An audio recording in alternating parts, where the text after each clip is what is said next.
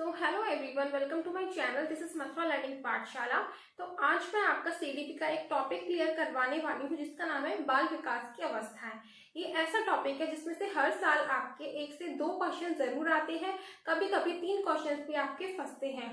और ऐसे ही मैं कुछ लगभग मिनिमम 40 टॉपिक ऐसे मान लीजिए जो मैं आपके सीडीपी क्लियर कराऊंगी, जो आपके सिलेबस के अकॉर्डिंग है और जिनमें से हर साल आपके क्वेश्चंस आते हैं। जो मेन टॉपिक है जिसमें से हर साल क्वेश्चंस आते हैं वो टॉपिक मैं आपके क्लियर करवाने वाली हूँ वन बाय वन। तो वीडियो शुरू करते हैं। तो सबसे पहला होता है प्रसव पूर्व। सबसे पहली स्टेज होती है आपकी प्रसव पूर्व, प्री नेटल स्टेज जिसको कहा जाता है। इसकी जो टाइमिंग होती है वो 9 महीने या 280 दिन। ये वो स्थिति होती है बच्चे की जब बच्चा माँ के गर्भ में होता है। और एक क्वेश्चन इसमें से जरूर ये बनता है, मोस्टली जो क्वेश्चन पूछा गया है इस वाले पॉइंट में से वो ये है, आपको ये डेट याद रखनी है कि कितने दिन का होता है ये टाइम पीरियड। तो 280 दिन। यह अवस्था माता के गर्भ से शुरू होती है।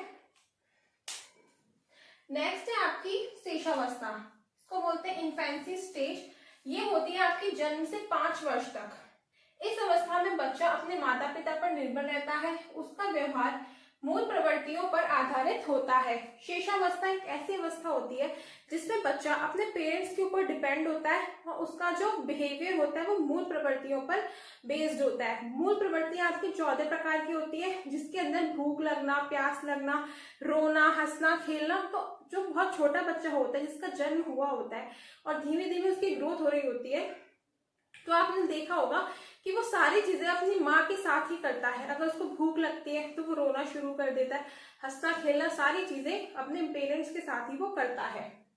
इसके कुछ पॉइंट्स है, जैसे कि इस उम्र में बच्चों के अंदर क्या क्या चीजें आती हैं। तो मैंने ये जितने भी पॉइंट्स लिए हैं ये सारे आप ध्यान से देखिएगा, क्योंकि सारे वही पॉइंट्स हैं जो आपके पेपर में हर साल पूछे जाते हैं। और आप कोई सा भी प्रीवियस ईयर उठा के देख लेना, ये पॉइंट्स आपको हर एक सीडीपी के हर एक पेपर में आपको मिल जाएंगे। तो सबसे पहला है जिज्ञासा। इस उम्र के बच्चों में, शेषावस्था में बच्चों के अंदर जिज्ञासा बहुत ज्यादा होती है। मतलब हर नई नई चीजों को जानना, सीखना, क्या, क्यों, कैसे, ये चीज कैसे है, क्यों है, ये सारी चीजें जानना, उनके अंदर इस चीज की क्यूरियोसिटी बहुत ज्यादा होती है। आत्म प्रेम की भावना, इस उम्र में बच्चों में आत्म प्रेम की भावना बहुत ज्यादा होती है। जैसे कि सेल्फ लव, कि अगर 2 बच्चे हैं, 2 बच्चों में से अगर आपने एक बच्चे को प्यार कर दिया और दूसरे वाले पर ध्यान नहीं दिया, तो दूसरा वाला बच्चा सामने आ जाएगा, अपने आप को प्रायोरिटी पर रखेगा कि मुझे भी प्यार करो, मुझे भी देखो। शेषावस्था में बच्चों के अंदर सेल्फ लव की भावना बहुत ज्यादा पाई जाती है। नेक्स्ट है खिलौने की आयु, टॉय एज। टॉय एज इसलिए बोला जाता है क्योंकि इस उम्र के बच्चे खिलौनों से खेलना बहुत ज्यादा पसंद करते हैं। अनुकरण एंड अतार्किक चिंतन। अनुकरण का मतलब होता है इमिटेट करना। शेषावस्था में बच्चा अपने आसपास के लोगों से, अपने माता पिता से अनुकरण करके सीखता है। घर में जैसी भाषा बोली जाती है बच्चा वैसी ही भाषा बोलता है, क्योंकि वो वैसे ही लोगों को बोलते हुए सुनता है। और जैसे व्यवहार बड़े उसके सामने करते हैं वो वैसे ही चीजों को सीखता है। तो शेषावस्था में बच्चा चीजों को अनुकरण बहुत ज्यादा करके सीखता है। अतार्किक चिंतन। अतार्किक चिंतन, उनकी जो थिंकिंग होती है वो एकदम लॉजिकल नहीं होती, कुछ भी मतलब बहुत ज्यादा सोचते समझते नहीं है। तो एक अतार्किक चिंतन बच्चे इस उम्र में करते हैं। नेक्स्ट है आपकी बाल्यावस्था। बाल्यावस्था आपकी चाइल्डहुड, जो कि आपकी 6 से 12 वर्ष की उम्र तक होती है। 6 वर्ष से शुरू होकर 12 वर्ष की उम्र तक ये अवस्था पाई जाती है। इसके अंदर बच्चे तार्किक चिंतन, लॉजिकल थिंकिंग की अवस्था कहा जाता है। आपकी जो बाल्यावस्था होती है वो लॉजिकल थिंकिंग की अवस्था कहा जाता है, क्योंकि अगर आप बच्चों से कोई भी क्वेश्चन करेंगे या फिर जब आप स्कूल में छोटे थे या पढ़ने जाते थे, अगर आपने होमवर्क नहीं किया, टीचर ने आपसे पूछा कि ये काम आपने क्यों नहीं किया, तो आप एक बड़ा लॉजिकल आंसर दे देते कि मैं बीमार था, स्कूल की छुट्टी कर ली थी तो मैं बीमार था, या होमवर्क क्यों नहीं किया कि कॉपी का है कि घर रह गई। तो इस तरह की चीजें, तो आपने सोच समझ के एक लॉजिकल आंसर दिया ना, तो ये चीज 6 से 12 वर्ष की उम्र के बच्चों में पनपने लगती है। आरंभिक स्कूल की एज, इसको आरंभिक स्कूल की एज बोला जाता है क्योंकि लगभग 6 वर्ष की आयु से ही बच्चा स्कूल जाना शुरू कर देता है। गंदी अवस्था। गंदी अवस्था इसलिए बोला जाता है क्योंकि आपने देखा होगा बच्चे इस उम्र में खाना खाते हैं तो कपड़े बहुत ज्यादा गंदे करते हैं, या फिर वो खेलते कूदते हैं बाहर, नई नई चीजों की तरफ, मिट्टी से खेलना बहुत ज्यादा पसंद करते हैं। अगर स्कूल से आ रहे हैं या कहीं से भी आ रहे हैं, बारिश हो रही है, गड्ढा भर है, तो उनको इस चीज से कोई फर्क नहीं पड़ता उनको चोट लगेगी या उनके साथ क्या होगा, उनको बस मस्ती करनी है, तो वो अपने आप को बहुत ज्यादा गंदा रखते हैं, तो इस चीज को गंदी अवस्था भी बोला जाता है। स्फूर्ति, स्मार्ट एज। इस उम्र के बच्चे बहुत ज्यादा दिखने में स्मार्ट से होते हैं, बहुत इनोसेंट फेस होता है उनका, और बहुत ज्यादा एक्टिव होते हैं। उनकी अंदर जो एक्टिवनेस होती है वो बहुत ज्यादा हाई लेवल पर होती है, तो इसलिए इसको स्फूर्ति की अवस्था भी कहा जाता है। नेक्स्ट है आपका खेलों की अवस्था। नए नए गेम खेलते हैं वो लोग, इंगेज होते हैं नई नई चीजों में, इसलिए खेलों की अवस्था। संग्रहण की प्रवृत्ति विकसित होने लगती है, ये मेन है। बाल्यावस्था में संग्रहण की अवस्था बच्चों के अंदर विकसित होने लगती। संग्रहण मतलब स्टोरेज। आपने देखा होगा छोटे बच्चों को, चाहे अभी देख लीजिए या फिर अपने टाइम की चीजों को याद कर लीजिए, जब आप इस उम्र में थे तो बहुत सारी चीजों को कलेक्ट करना, स्टोर करना आपकी एक आदत थी। जैसे कुछ बच्चों को कंचे खेलना पसंद था, किसी को बैट बॉल खेलना पसंद है, तो बहुत सारी बॉल को कलेक्ट करके रखना, स्टोर करके रखना। लड़कियों को ज्यादातर मोरपंख या फिर किसी किसी लड़की को चौक का कलेक्शन बहुत ज्यादा अच्छा लगता था, कलरफुल चौक। तो जो भी चीजें बच्चों को पसंद होती है उन चीजों को वो कलेक्ट करके रखते हैं, उनका कलेक्शन करके रखते हैं, इसलिए इसको स्टोरेज की अवस्था बोला जाता है। इट मीन्स संग्रहण की प्रवृत्ति विकसित होती है, संग्रहण करने की आदत बनती है इस उम्र में। टोली, समूह या गैंग। टोली, समूह या गैंग, इस उम्र में बच्चे अपने अपने ग्रुप में रहते हैं, मतलब ग्रुप बनाना पसंद करते हैं। लड़कियों का एक अलग ग्रुप होगा, 5 लड़कियों का अलग ग्रुप होगा, फिर लड़कों का अलग ग्रुप होगा।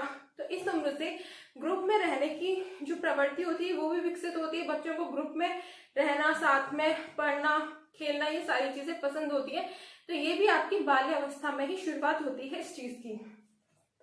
नेक्स्ट है आपका अनोखा काल, यूनिक पीरियड।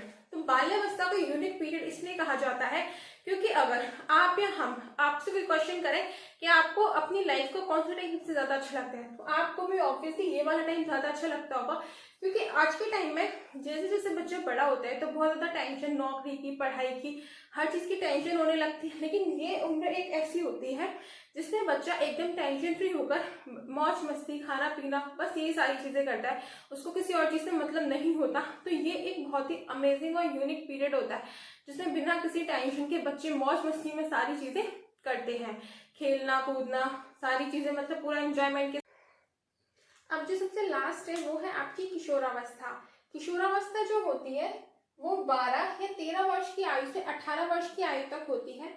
ये 12 वर्ष की आयु पर खत्म होकर 13 वर्ष की आयु से शुरू होकर, या फिर इस तरह से भी हो सकते हैं कि 13 वर्ष की आयु पर खत्म होकर यहाँ से 18 वर्ष की आयु तक आपकी किशोरावस्था होती है। किशोरावस्था इसे जीवन का एक कठिन काल कहा जाता है। इसमें मैंने जितने भी पॉइंट्स लिए हैं ये हर बार आपकी सीटेट की क्वेश्चन में ऑप्शंस में आते हैं, पूछे जाते हैं। जैसे कि इसे संघर्ष, तनाव, आंधी, तूफान, उलझन की अवस्था कहा जाता है। ये जो सारे वर्ड्स हैं ये अपने आप में अलग अलग है, एक साथ नहीं आते। क्वेश्चन इस तरह से आपका बन सकता है कि किस उम्र को आंधी तूफान की उम्र कहा जाता है, तो आंसर होगा आपका किशोरावस्था। या फिर उलझन की अवस्था किस उम्र में होती है, तो आंसर होगा आपका किशोरावस्था। इस तरह से आपके क्वेश्चन यहाँ से बनते हैं। आगे हम पढ़ेंगे कि इस उम्र में विषम लिंगी आकर्षण होता है। इट मीन्स कि जो बच्चे होते हैं वो अपने अपोजिट जेंडर की तरफ अट्रैक्ट होते हैं किशोरावस्था में। मतलब लड़कियां जो है वो लड़कों की तरफ अट्रैक्ट होती हैं और जो लड़के हैं वो लड़कियों की तरफ अट्रैक्ट होते हैं। ये चीज आपको ध्यान रखनी है कि विषम लिंगी आकर्षण आपका किशोरावस्था में होता है। इससे पहले मैंने आपको बाल्यावस्था और शेषावस्था पढ़ाई थी। बाल्यावस्था में बच्चे अपने ही जेंडर की तरफ अट्रैक्ट होते हैं, मतलब कि जो लड़कियां हैं वो लड़कियों के ग्रुप में और लड़कियों के साथ ही रहना पसंद करती है, और जो लड़के हैं वो लड़कों के साथ ही रहना ज्यादा पसंद करते हैं। और शेषावस्था में बच्चे के अंदर सेल्फ लव की भावना ज्यादा होती है, बच्चे सबसे ज्यादा प्यार अपने आप से करता है। अब इसमें नेक्स्ट है आपका कि स्वर्ण काल, इसको गोल्डन एज भी बोला जाता है। गोल्डन एज किशोरावस्था को कहा जाता है। वीर पूजा, इस एज में बच्चों के अंदर वीर पूजा की भावना भी उत्पन्न होती है। इट मीन्स कि उनके अंदर हीरो वर्शिप आ जाती, मतलब वो अपना एक रोल मॉडल बना लेते किसी को भी, वो कोई भी हो सकता है, जिसके थॉट्स के पीछे, जिसके थॉट्स को वो बहुत ज्यादा प्रायोरिटी देते हैं या मानते हैं, जैसे कि महात्मा गांधी हो गए, एपीजे अब्दुल कलाम हो गए, या फिर रानी लक्ष्मीबाई हो गई, या फिर आपने देखा होगा जो टीनेज होती है ये, इसमें बच्चे लड़के मोस्टली हनुमान जी की पूजा करते हैं और जो लड़कियां होती हैं वो शिव जी की पूजा करती हैं। तो इस तरह से वो उनकी एक वीर पूजा की भावना उनके अंदर उत्पन्न होती है, अपना अपना एक हीरो वो मान लेते हैं। नेक्स्ट है अमूर्त चिंतन। किशोरावस्था में बच्चे अमूर्त चिंतन करने लगते हैं। अमूर्त चिंतन से मतलब है कि अगर इस उम्र के बच्चों से अगर आप कोई भी क्वेश्चन करते हैं, आप पूछते हैं कि अगर तुमको एक दिन के लिए राष्ट्रपति बना दिया जाए तो तुम क्या करोगे, तो वो बहुत सारे आइडियाज कि मैं ऐसा कर दूंगा, वैसा कर दूंगा, ये कर सकता हूँ, ये चेंज कर सकता हूँ, बहुत अलग अलग तरह से सोच विचार करके आपको आंसर देंगे। तो इस तरह से उनके अंदर एक अमूर्त चिंतन भी शुरू हो जाता है। तो आई होप आपको वीडियो अच्छी लगी हो, थोड़ी सी भी इंफॉर्मेटिव लगी हो, तो वीडियो को लाइक और शेयर कर देना। चैनल पर पहली बार आए तो सब्सक्राइब कर देना ऐसी और भी वीडियोस के लिए, और मिलते हैं फिर नेक्स्ट वीडियो में। तब तक के लिए बाय बाय।